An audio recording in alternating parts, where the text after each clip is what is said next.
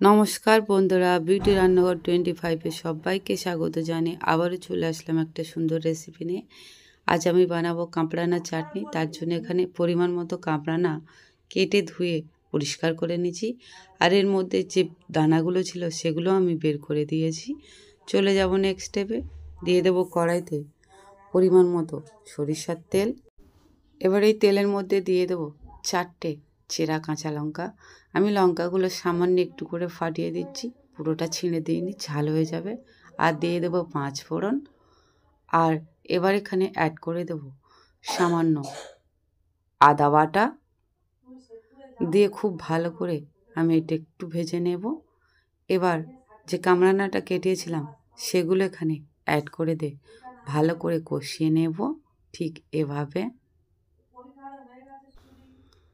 এবার এখানে অ্যাড করে দেব সামান্য হলুদের গুঁড়ো, দিয়ে দেব পরিমাণ মতো নুন, দিয়ে আবারও খুব ভালো করে আমি এটাকে কষিয়ে নেব। কামরানাটা খুব টক, তাই আমি এখানে দিয়ে দেব একটু বেশি চিনি। আর যদি কামরানাটা মিষ্টি হয় তাহলে চিনির পরিমাণটা কিন্তু কম করে দেবে। এখানে আমি 500 গ্রামের বেশি চিনি অ্যাড করেছি। এখানে আমি 2বার চিনি অ্যাড করলাম, কারণ এই কামরানাটা অনেকটাই টক। আর এখানে জল দিতে লাগবে না, কামরানাটা থেকে এমনিই জল বার হবে। এবার একটা মশলা করে নেব, তার জন্য দিয়ে দেব মৌরি, জিরে, আর এখানে দিয়ে দেব 3টে শুকনো লঙ্কা, আর দিয়ে দেব ধনে। এবার এখানে অ্যাড করে দেব সামান্য কালো সরিষা। এই সমস্ত উপকরণ খুব ভালো করে আমি শুকনো খোলায় ভেজে নেব।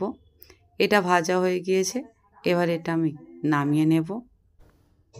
কামরানাটা থেকে চিনিটা অনেকটা ছেড়ে একদম জলের মতো হয়ে গিয়েছে। এবার যে ভাজা মশলাটা করলাম সেটা গুঁড়ো করে এখানে অ্যাড করে দিয়েছি। এটা আমি পরিমাণ মতোই দিয়েছি।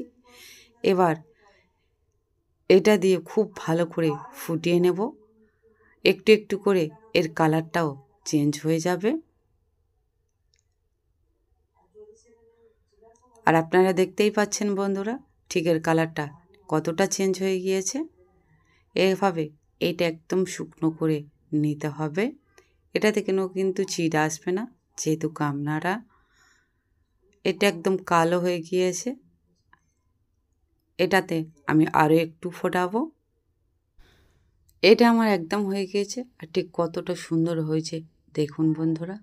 এটা আপনারা সারা বছর জুড়ে কাঁচের বয়নে করে রেখে দিতে পারেন, কিন্তু এটা একটুও খারাপ হবে না। আমার কাপনাড়ার আচার রেডি। আমার এই রেসিপিটা আপনাদের কেমন লাগলো তা অবশ্যই কমেন্ট করে জানাবেন বন্ধুরা আমাকে। রেসিপিটি ভালো লাগলে লাইক, কমেন্ট, শেয়ার, সাবস্ক্রাইব অবশ্যই করবেন, আর বেশি বেশি করে শেয়ার করে দেবেন। ভালো থাকবেন, সুস্থ থাকবেন। ধন্যবাদ।